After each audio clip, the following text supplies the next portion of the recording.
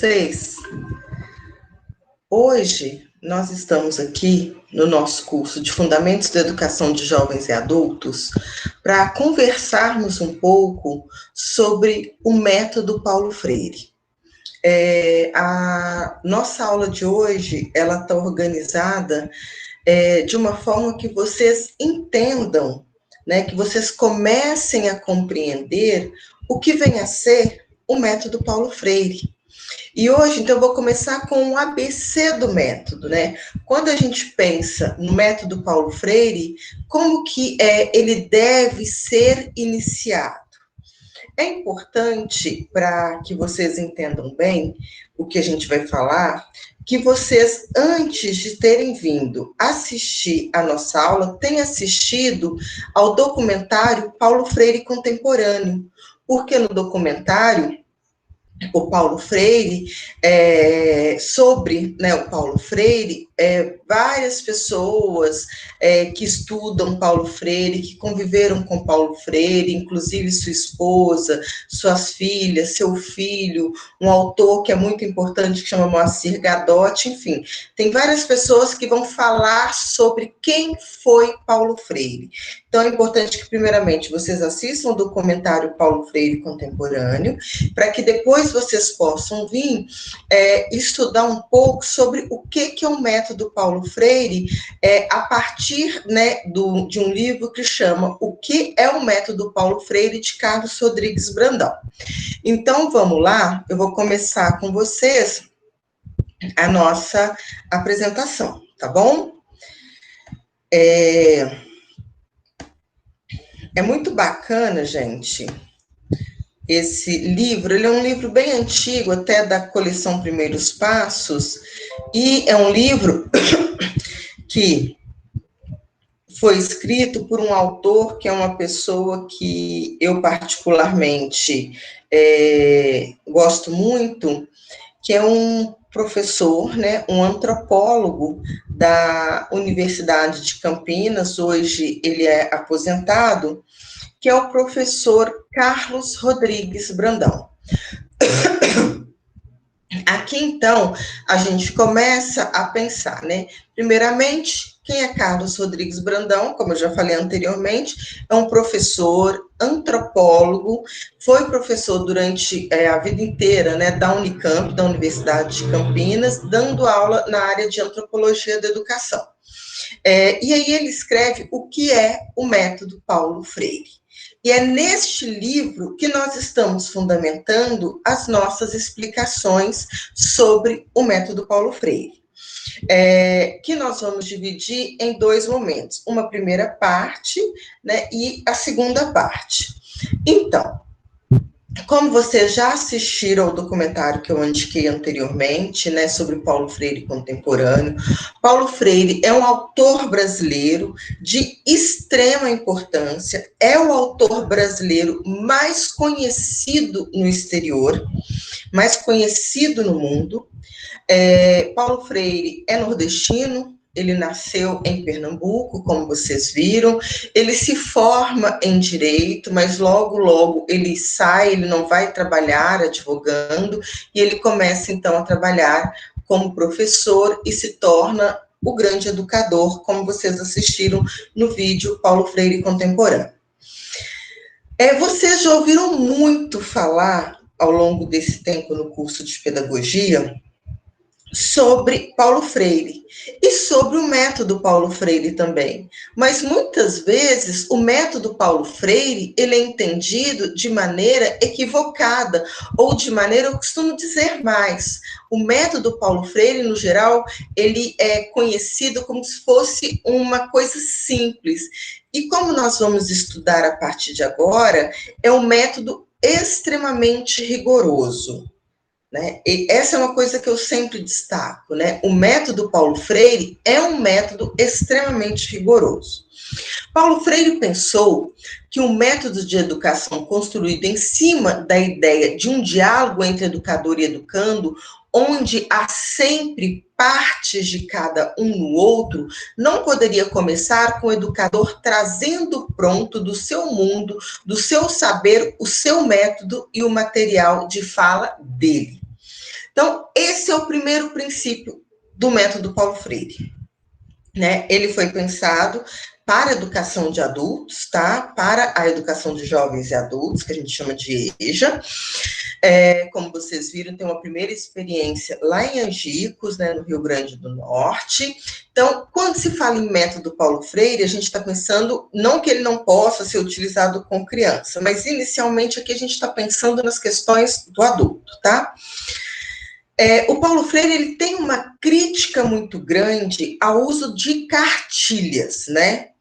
Tem até uma fala dele que é muito clássica, ele fala assim, a cartilha é aquela roupa do tamanho único que serve em todo mundo e não serve para ninguém, né? Então, é um pouco isso. Como que você leva para o indivíduo que mora em uma determinada região totalmente diferente, um material pronto e acabado, feito para ser usado em um determinado bairro de São Paulo, né? Ele faz muita crítica, né, sobre o Ivo viu a uva, né? Mas que uva? Se eu estou aqui não tem uva, aqui tem são outros tipos de fruta, aqui tem a carambola, aqui tem a ata, né? Aqui tem a macaxeira, enfim, né? Que não é fruta, né?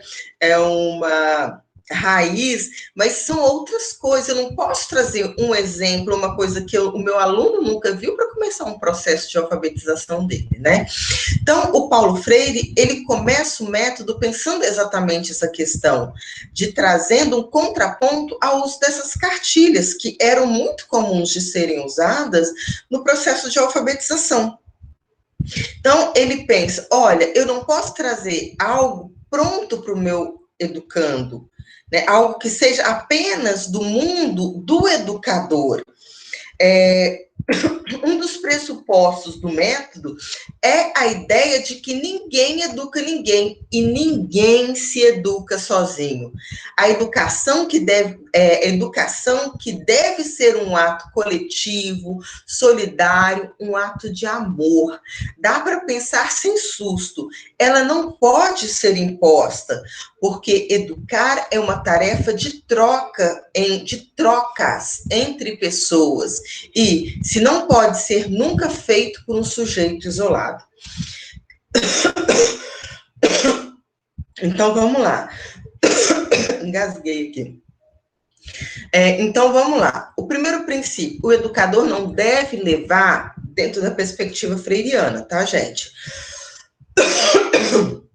Vai beber uma aguinha para ver se melhora. O educador não deve levar um material pronto e acabado para iniciar o seu processo de alfabetização. Um primeiro pressuposto do Paulo Freire é que ninguém educa ninguém e ninguém se educa sozinho. A educação, ela é um ato solidário, né? A educação é uma tarefa que ocorre entre as pessoas e nas relações sociais. Não há educadores puros, pensou Paulo Freire, nem educandos puros. De um lado e do outro do trabalho em que se ensina e aprende. Há sempre educadores educandos e educandos educadores. De lado a lado se ensina, de lado a lado se aprende. Quando eu comecei a estudar Paulo Freire, né, e a sua obra, uma coisa assim que sempre me chamou a atenção é essa questão de como acontece o processo educativo. E pare e pensa, eu estou falando em processo educativo, eu não estou focando a relação de ensino, que é do professor, e da aprendizagem, que é do aluno. Porque na concepção de Paulo Freire, isso acontece o tempo todo e com esses dois atores sociais, docente e discente. Tá? Então, e esse é muito curioso, porque para um professor ministrar a sua aula, para um professor dar a sua aula, o que ele precisa de fazer, gente? Estudar.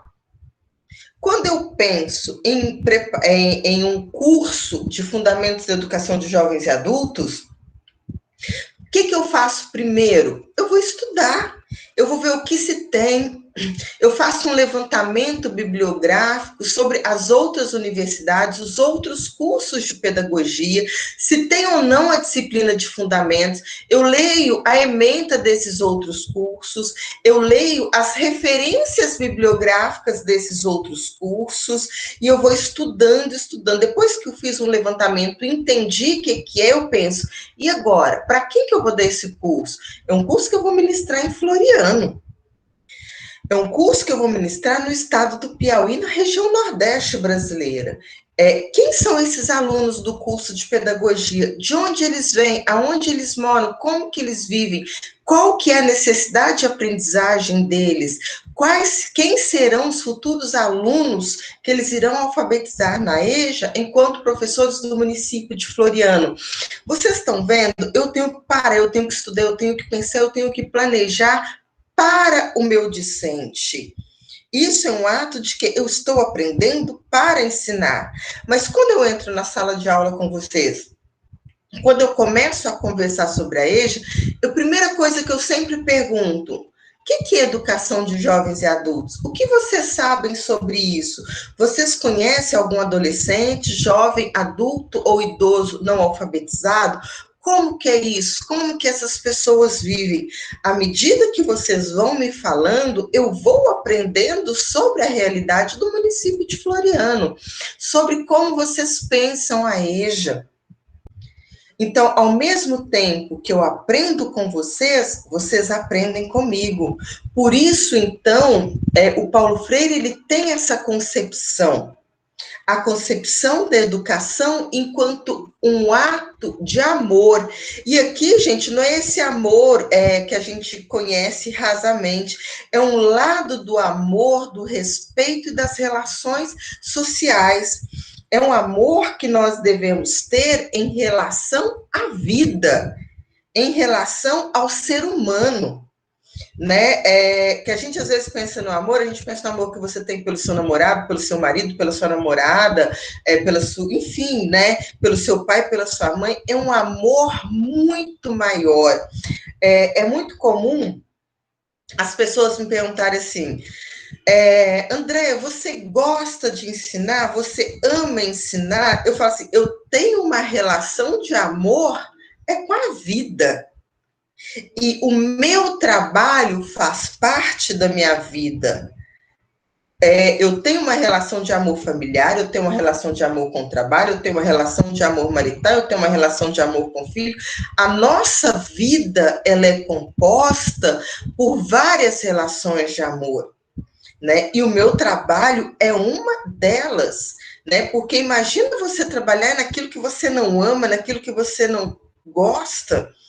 Então, assim, o pressuposto aí, né, é um ato de amor com a vida. E dentro dessa vida que a gente tem, em tudo o que cabe dentro dela. Né? Então, é muito bonito a gente pensar nessa primeira concepção do Paulo Freire, né, que é a ideia de que ninguém educa ninguém e ninguém se educa sozinho. Né? Em todo o momento da vida, nós estamos ensinando e nós estamos aprendendo. E aí vem a crítica que o Paulo Freire faz às cartilhas. Por que isso? Para Paulo Freire, a cartilha é um saber abstrato, pré-fabricado, imposto. É uma espécie, né, quando ele fala, e uma espécie de roupa de tamanho único, que serve para todo mundo e não serve para ninguém. Ora, o núcleo da alfabetização é uma fala que virou escrita, uma tala social que virou escrita pedagógica. Mesmo quando há quem diga que ali tudo é neutro e que foi escolhido ao acaso ou por critérios de pura pedagogia, todos nós sabemos que quem dá a palavra dá o tema. Gente, isso eu acho fantástico, né? Vou até aqui grifar isso aqui, né? Quando o Paulo Freire, ele coloca assim, olha aqui, eu acho isso fantástico, quem dá A palavra dá o tema. Quem dá o tema dirige o pensamento. Quem dirige o pensamento pode ter o poder de guiar a consciência. Não há conteúdo isento. Para ensinar a ler, para ensinar a escrever, eu posso trabalhar com qualquer tipo de texto. Mas será que eu estou só ensinando a codificar e decodificar letras e números? Ou esses textos que eu vou colocar no meu processo, ele vai trazer uma consciência, uma politização do meu educando, uma forma de se ver, de estar, de compreender o mundo. Por isso, então, quando você traz um conteúdo pronto e acabado para o seu educando, isso não é feito inconscientemente.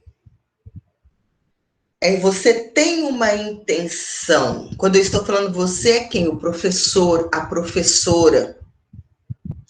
Há uma intenção na forma como estes conhecimentos são selecionados para o ensino, para a educação do seu aluno. Porque quem dá a palavra, dá o tema. Quem dá o tema dirige o pensamento. Quem dirige o pensamento pode ter o poder de guiar a consciência. Então, para o Paulo Freire, alfabetizar é um ato político, é um ato pedagógico, é um ato político, porque toda a ação pedagógica também se constitui em uma ação política. Este é um método que se constrói a cada vez que ele é coletivamente usado dentro de um círculo de cultura, de educadores e educandos. E o trabalho de construir o repertório dos símbolos da alfabetização já é o começo do trabalho de aprender. Por isso, ele deve envolver um máximo de pessoas da comunidade, do lugar onde serão formadas uma ou mais turmas de alfabetização. A ideia de uma ação dialogal entre educadores e educandos deve começar com uma prática de ação comum entre as pessoas do programa de alfabetização e as da comunidade. Depois de a comunidade aceitar envolver-se com o trabalho de alfabetização, a tarefa que inicia, a troca que ensina, é uma pequena pesquisa, é um trabalho coletivo, coparticipado de construção do conhecimento da realidade local, o lugar imediato onde as pessoas vivem e irão ser alfabetizadas. Gente, aqui o Carlos Rodrigues Brandão, no livro que a gente está estudando, o que é o método Paulo Freire, aqui ele começa o seu processo de explicar como que se constitui o método. Então, vamos lá. Você vai, você faz, você tem uma comunidade, que dentro dessa comunidade tem um grupo de pessoas para serem alfabetizadas. Uma escola, uma sala de aula, alguma sala de movimento popular. Então, o que começa a acontecer? Primeira coisa, a pesquisa ela é na comunidade na qual estes alunos estão inseridos, tá? Então, vamos lá. Deve envolver um máximo de pessoas da comunidade, do lugar aonde vão ter o quê? As turmas de alfabetização. A ideia aí é começar uma ação dialogal entre educadores e educandos. E deve começar com uma prática de ação comum entre as pessoas do programa de alfabetização e a comunidade. E aí a gente pergunta para a comunidade se eles aceitam participar de uma pesquisa esta que tem como objetivo conhecer aquela comunidade, conhecer o universo vocabular dos alunos, que é uma palavra freiriana, universo vocabular, para que a gente possa tirar dali as palavras geradoras, que são as palavras que a gente vai iniciar o processo de alfabetização. Então, é um trabalho coletivo. coparticipado de construção do conhecimento da realidade local, um lugar imediato onde as pessoas vivem e irão ser alfabetizadas. Esta primeira etapa de construção do método foi chamada por Paulo Freire de vários nomes semelhantes. Levantamento do universo vocabular, no livro Educação como Prática da Liberdade, descoberta do universo vocabular em Conscientização, que é um outro livro, pesquisa do universo vocabular em Conscientização e Alfabetização, investigação do universo temático no livro Pedagogia do Oprimido. De livro para livro, algumas palavras mudaram, mas sempre permaneceu viva a mesma ideia, a ideia de que há um universo de fala, universo da cultura da gente do lugar, que deve ser investigado, pesquisado, levantado e descoberto. Então, aqui a gente começa a pensar como que começa essa concepção do método Paulo Freire. E ela começa com o quê? Com uma investigação, com uma pesquisa. E como é que esse primeiro passo, e como é que é este primeiro passo de descoberta? Como ele é feito? Caderno de campo na mão, olhos e ouvidos atentos, se possível, se for adequado, gravador em ponto. As pessoas do programa de educação, esse grupo de educadores que vão para alfabetizar esse grupo de educandos,